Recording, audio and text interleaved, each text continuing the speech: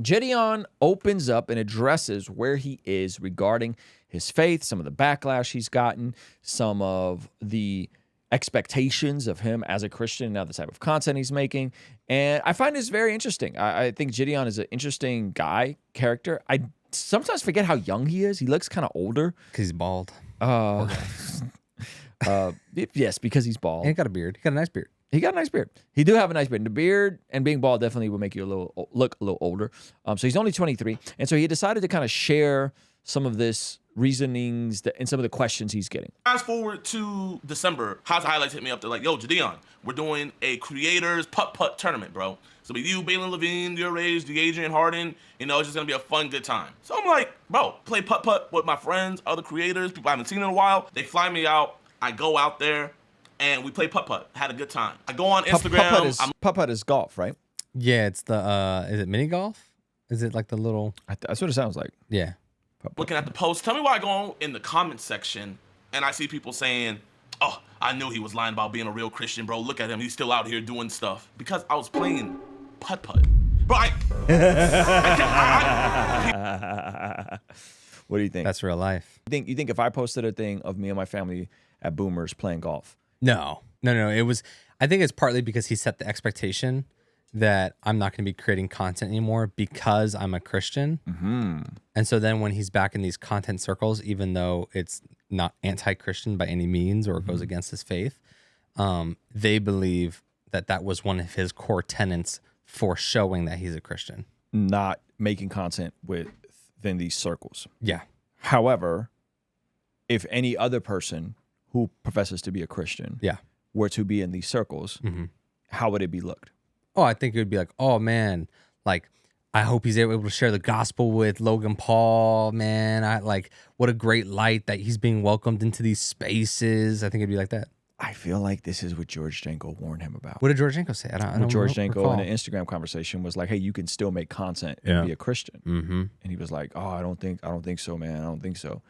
If Russell Brand were to go and Russell Brand was in the same exact situation, no one would bat an eye that Russell Brand is playing putt-putt with a bunch of golfers. 100%. So do you think it's like I was in the right direction of saying that, like, because he set the expectation? He set the expectation. He set the from the way he spoke about these things to the stream of Christianity he jumped into, which was a very strict Sabbath keeping approach. Yeah, some questionable doctrine. Not I don't mind Sabbath keeping, but the idea if you don't keep the Sabbath, you're not really in, right? Yeah. He set himself up for this, in my opinion. So there's nothing wrong with playing putt-putt. There's nothing wrong with being around non-Christian creators. There's nothing wrong with being in secular spaces. There's nothing wrong with making video or money from neutral videos. Yeah. So go ahead. Complaining on the IG for me playing putt-putt. Then I also saw people saying, I thought he said he would never go on the internet again. He's such a liar. And bro, I'm seeing people say So he didn't say that. Yeah, definitely not. The complete opposite of what I said. The video's up. I go out in public. You know, people are like, bro, I thought you said you would never post a video again. It's like, were we not watching the same video, bro? Like, I put the video up there. And so earlier today, man, I posted a video. Chat. We posted a video on the second channel, man. If you guys haven't seen it already, man, go check it out. We posted purposely bombing at comedy shows. It was me. That's funny. That's great. That's fire. My gosh, now I want to go see it. That's fire, yeah. Vito, Blazin, Jay Yoma, Hilbert, they all pulled up on us. We went to a comedy show and we were like, bro, here, let's purposely bomb and see who can get the least laughs. You know what I mean? We're just going around having fun. Posted the video. Go in the comment section. Oh, I knew he wasn't a real Christian. Da-da-da. Is JiDion still a Christian? You know, I'll be seeing it in the chat, bro. We'll be vibing, reacting to a video. Christian or not. Someone just asked in the chat, Christian or not. That's amazing. Are you still a Christian or not? That's amazing. Go ahead. Someone come up in the chat. Is JiDion still Christian? Question mark? So, this is what I want to talk about. Am I still a Christian? Of course, bro. Of course. Bro, Jesus Christ. Props to him. Is my Lord and Savior till the day I die. I have no plans on changing that, bro. I've been a Christian my entire life. Just because I say I'm giving my life to Christ doesn't mean I wasn't a Christian before. It's just like I want to really dedicate my life to Christ. I think a lot of people saw the title and the thumbnail and they were like, oh, bro, he was never a Christian before, yada, yada, yada, yada. And this is the thing, man. It's probably my fault for putting it out there, but the reason why I put my journey out to the world, for instance, it wasn't to get brownie points with the Christian community. It wasn't to get sympathy from y'all. It was none of that. It was 100, 1000% for me, and I'll tell you guys why. So many times before, I would tell myself, you know what, God, you know, I'm not gonna be doing stuff, like I'm not gonna be doing like these cringy e-dates. I'm not gonna be, you know, women, doing stuff that I would do on streams or on videos and stuff. And then I'll turn right back around and I would do that stuff. You know what I mean? I kept on having like a private battle within myself. It'll be like, oh, I'm not gonna do that, do it again. Oh, I'm not gonna do that, do it again. Oh, I'm not gonna do that, do it again. Tale as old as time being a Christian. You know what I mean? We constantly fall back in sin. Now, I was like, bro, something's got to give. So what I did for myself was I put myself into rehab, low-key. But I put myself into internet rehab. I put out there to the world. That's a funny way of putting it. Internet rehab. World, I'm not gonna be doing this anymore. I am not gonna be doing this type of content. I'm not gonna be women. I'm not gonna be doing this stuff anymore. I'm not gonna be the JiDion that you guys saw previously. I put that out there, not for you guys, but for me, to hold me accountable. Because I couldn't hold myself accountable. So I was like, you know what, JiDion? If you're gonna be acting up, now the world's gonna see you act up and backtrack. So pause it. So my question for the chat and people that have kept up his content, is this what he wanted to be held accountable to? You said you put this out there to be held accountable. So now the way you put this out here, the language that you used, is this your audience now holding you accountable to said language? I think therein lies the tension. He did say he may make content again. That part is true. I'm not talking about that. I'm talking about it was the vitriol in which he came out so hard, guns blazing, and the way he spoke, I think, was unclear. And in the stream that he flows in, when other people try to kind of warn him about this, the mindset, George Janko specifically, which maybe George isn't always the best example of healthy Christian boundaries. I think it's this is the standard that he called himself to, and he wasn't clear. And so I've always heard this quote: "Whatever you do in moderation, your audience will do in excess." So if you just got a little bit of that like religious spirit, I'm not saying he has a demon. I'm saying like a little bit of that religious spirit. Yeah, your audience is going to be on 10 about it. You got a little bit of that like, oh, I can't ever do pranks again. I can't ever do this again. I can't ever do this. And then you come back and something kind of, the content kind of feels the same, even though fair enough, you're not objectifying women. You're not, right? The people you appeal to with that are going to be like, well, what's up? Yeah. You know? And so I think that's what he's dealing with. Now, people in the chat were like, oh, it's because rent's due. He needs money. He clarifies, like, my houses are paid for. My cars are paid for. I'm fine. So I would agree. I don't think JiDion's hurting for funds. I think JiDion's doing just fine. I think men are made to work. I think men are made to work. He's an entertainer.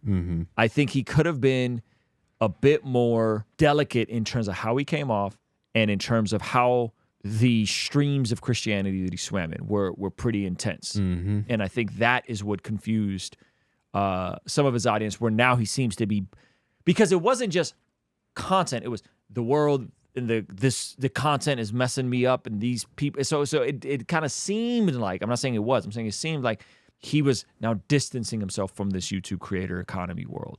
I don't think he had to do that at all. And I said this in the beginning, like I said this early on, right? Now the prank stuff was sus, but you know what's also sus is telling that girl the video we reacted to of him doing the predator stuff, and all the stuff she was saying to the adult, all the sexual stuff he was saying. Yeah. That stuff is also sus. So we could be like, the prank stuff is sus. That video was super sus, right? Okay, granted, he's not objectifying women, but she's talking about I need you to show me your stroke game and like all that stuff. Yeah. Right? Yeah, like that stuff was sus. That was hard to watch. And we took out a lot of that stuff. Like we didn't react to the entire video.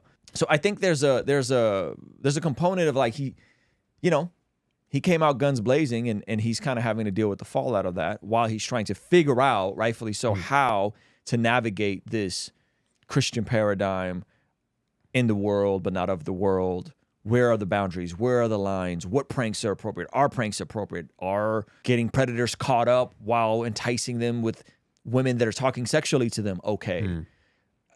You're getting into some real murky territory. And to contrast to what you're saying is that like a George Janko, probably because of how he's approached his Christian walk, has created a way more gracious audience, right? Because it's like what you said, whatever people have when you have in moderation, people will have in excess. And George has a lot of grace with, and just like figuring things out and being gentle and like that sort of thing. So his audience is very, very much forgiving, and people are cool to watch the the show and kind of watch his growth as well. And he didn't jump out the window and say, all of this is bad. I can't ever podcast again. Yep. I can't talk to people that are non-Christian again, whatever. Yep. And so now he kind of sees that, he sees the benefit of that. Yeah. Although go ahead. we're there trying also like, I think everyone wants George to like go that extra step and like, just go to the courthouse, marry get your married, girlfriend, do like, the thing. Yeah. But George, the difference with George is that he'll tell you, guys, I'm not the example. I'm still new to the faith. Yes. Guys, I still cuss. I still struggle with being sexually immoral. Guys, I'm not a leader like that. And JiDion was doing Bible study debate. And JiDion was doing Bible study debate. And George will also, whenever I've approached George about anything, he's always like, bro, you're right. Mm-hmm. You're right. Yeah. I'm trying to take these precautions. You're right. You know, so I think there's a very different humility. But this is the deeper question. This is going to upset some people. And someone brought it up in the chat. Thank you, Jonathan. Is the concept of even being on fire for Jesus biblical? Or is it just the Dunning-Kruger effect?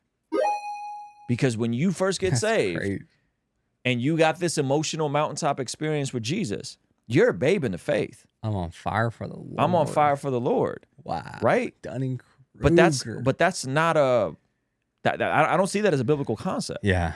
I see it as a, hey, those of y'all that are younger need to be very careful to not position yourself as authorities in anything, right? And and tread very lightly, be very humble. And so I think this modern, like, I was at summer camp and I got saved and I put my hands in the air and I got rocked, right? And now I want to just be a TikToker for Jesus. Is that just the Dunning-Kruger effect? You know? And then you got to work your faith out with fear and trembling. And that's going to take years.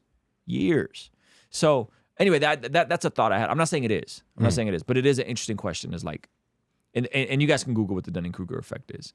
But I would be curious to hear you guys' thoughts on that. Overall, I'm happy for JiDion. I think I like him making content, but I think this is going to be way messier of a process than he wants it to be. And had he just been honest about that, of like, yo, like, this is going to be messy. You know what I mean? Yeah. This is going to be messy. I think he would have created more grace and more buffer for himself in that regard. And again, he's only 23, which, like, I didn't realize he was so young. What? Yeah, he's only 23. So this dude he was like, he was like 19 when he got popping. Yeah, he was like a Kai Cenat, like that age, you know. I Show Speed, like these kids, these are 18, 19-year-old kids. Speed? I think I Show Speed maybe is like 21 now. Kai Cenat. Kai Cenat's like maybe 20 now, 21 now. Yeah, Kai Cenat's, Kai Cenat's 22. Look up how I Show Speed is 19, bro. Yeah, I believe that one. So these kids are like 16, 17 when they got popping. That's already a hard time of life. That's a tough season. To be rich and famous at that season is harder. To be rich, saved, to be rich, famous, and Christian. Out of the IRS, so much money. Yeah. All right, let me know what you think about that in the comments section. And it would be remiss of me to not tell you about our biggest sale of the year, our Father's Day sale happening right now. You can get our brand new Bless God Prayer Journal at the cheapest price it's ever been, as well as some pretty fire priest, provider, protector launch that's perfect for the husband, the father, or the mentor in your life. So go to blessgod.shop and pick up something right now. All right, I'll see you over there. Peace.